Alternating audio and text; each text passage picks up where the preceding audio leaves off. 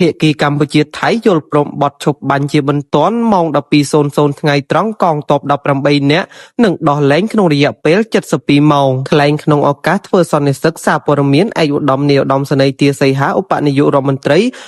ក្រសួងការពារជាតិមានប្រសាសន៍ថាភាគីកម្ពុជានិងថៃបានឯកភាពគ្នាលើបទឈប់បាញ់ជាបន្ទាន់គិតចាប់ពីម៉ោង 12:00 ថ្ងៃត្រង់ម៉ោងក្នុងស្រុកនៅថ្ងៃទី27ខែធ្នូឆ្នាំ